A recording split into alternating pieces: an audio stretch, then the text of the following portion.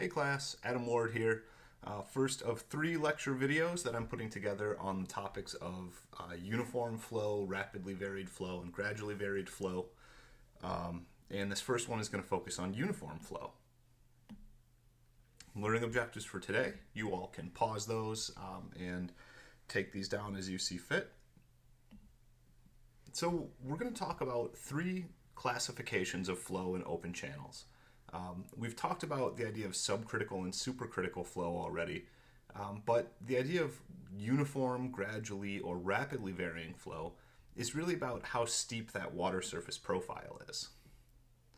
So, for example, when we're describing something as having uniform flow, what we mean is that dy dx, and just as a reminder, y is the depth of flow, so the change in depth as we move through the system is approximately 0. Or no change in depth. Gradually varied flow, we do have some change in the depth of fluid, but it's much less than 1, so a very small slope on the water surface. And rapidly varied flow is what we would describe when that water surface slope, as that slope approaches 1 or gets even larger than 1 in the case of a waterfall, for example. So that's how we describe our flow, and these classifications lead us toward different sets of analyses. So first we're going to take a look at uniform flow. And so what you can imagine here is that we've isolated this block of fluid shown in the teal sort of highlighting. And we're going to think about what are the fluxes in and out and what are the relevant forces that we might keep track of here. Now, importantly, we'll assume that there's a constant cross-section. So the channel is not narrowing or widening, a constant depth of flow, so y1 is equal to y2, and for uniform flow that we don't have any change in flow depth. So some of the important things to keep track of then, if the depth isn't changing, the inflowing velocity must be equal to the outflowing velocity. If the depth and the in and out of the page dimension or width of the channel is not changing. We're going to keep track of these pressure forces pushing on our control volume, F1 and F2. We've got the weight of the fluid inside of our control volume. And of course, we've got shear stresses that are resisting flow. And just to note here, this is not meant to be a flat surface. And so the slope of the bed, theta, is something that we'll use to get component forces in our coordinate system. And for uniform flow, that bed slope is equal to the water surface slope. In other words, the friction slope or the water surface slope is the same as S0, the bed slope. So let's analyze this with conservation of momentum. You'll remember that for conservation of momentum, the sum of the forces is equal to the mass rate multiplied by the velocity vector out minus the velocity vector in. Now, in this problem, because we have uniform flow, V2 is equal to V1, which means that the whole right-hand side of that equation sets to 0. So, in other words, 0 must be equal to the sum of the remaining forces. F1 and 2, which are those hydrostatic pressure forces, the shear forces in the middle term, and the weight forces in the final term. Now, by similar logic with V1 and V2, if the depth of flow isn't changing from the left-hand side to the right-hand side, then the hydrostatic forces aren't changing either. So force 1 minus force 2 is equal to 0. Those forces are equal and opposite. With that simplification, we can organize ourselves to describe shear stress as follows. W sine theta divided by P, which is the wetted perimeter, multiplied by the length of our control volume. Now, 3 things we're going to do from here before we move on. So one of those is we can describe the weight force with a little more granularity. We know that weight is volume times specific weight, and for a uniform width, we could even use a cross-sectional area times length times specific weight. Secondly, we're going to recall our definition of the hydraulic radius, which is the cross-sectional area divided by the wetted perimeter. So P as wetted perimeter on this entire slide. And finally, we're going to make what's called the low angle assumption. which is that for small values of theta, sine theta is approximately equal to tangent theta. And again, this is called a low angle approximation. As theta gets steeper and steeper, this will not be the case, but at extremely low values, this does occur. And the reason it occurs is because the hypotenuse of the triangle and the length of the adjacent leg are approximately equal when it's a very narrow triangle. So tangent theta is rise over run, and we've described that previously as the bed slope S naught.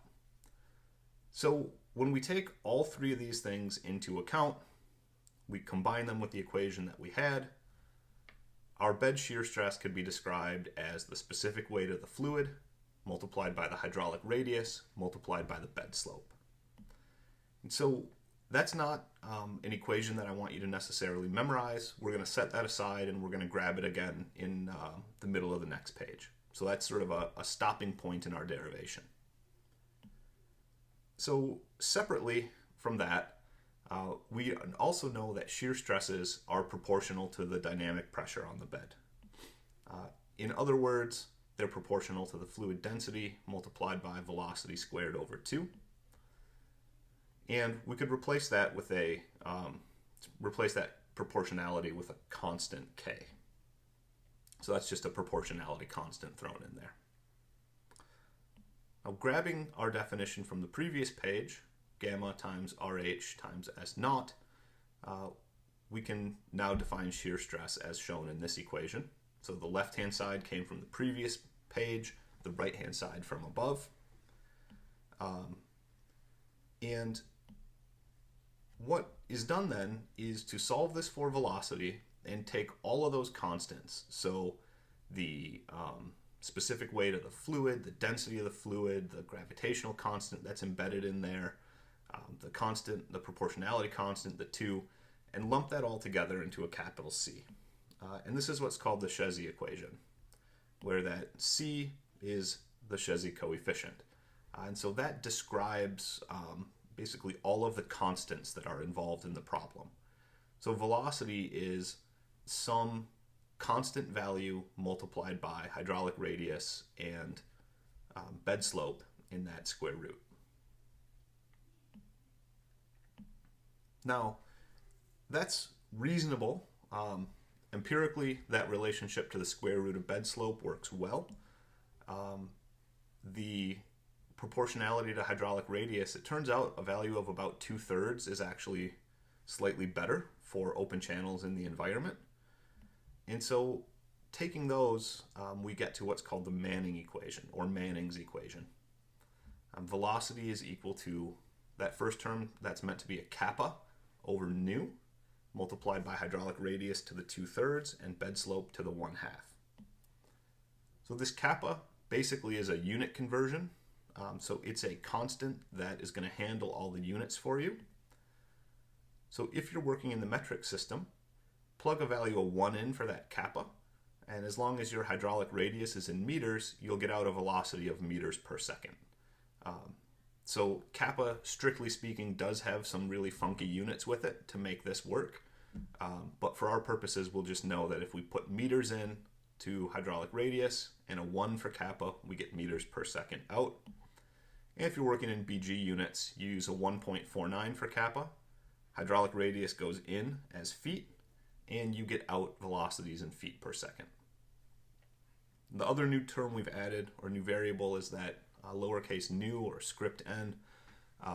This is called Manning's roughness coefficient. And a typical range would be somewhere from 0.01 to 0.07.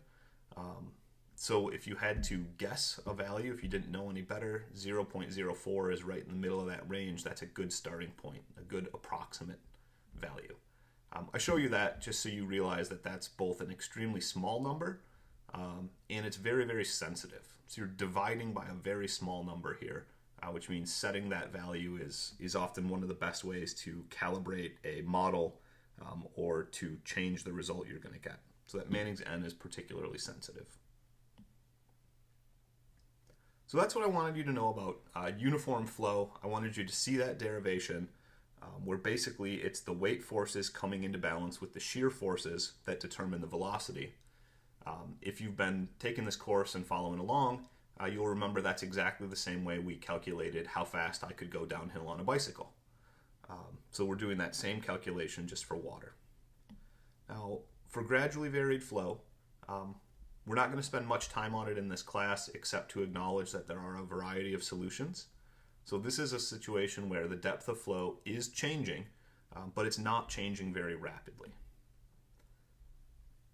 Now, anytime, this means that any change we make in channel roughness, in channel cross-section or hydraulic radius, in the slope of the channel, what that does is it causes the friction slope, which is basically the water surface, or the slope of the energy grade line, I suppose, to deviate from the slope of the bed. Now, in this case, the velocity outflowing from your segment will no longer equal the velocity in. This means the depth of flow is going to adjust. This means that those hydrostatic forces that used to equal one another and cancel out no longer do. Similarly, because inflowing and outflowing velocity change, you have a net change in momentum. And so zeroing out that right-hand side where we started our derivation is also not going to work.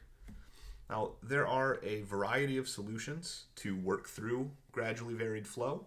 You can make different assumptions to simplify the problem in different ways.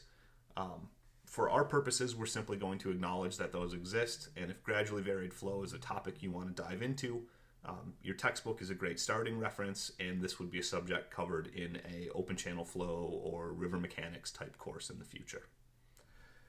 So that's what I wanted to talk to you guys about in terms of uniform flow and gradually varied flow.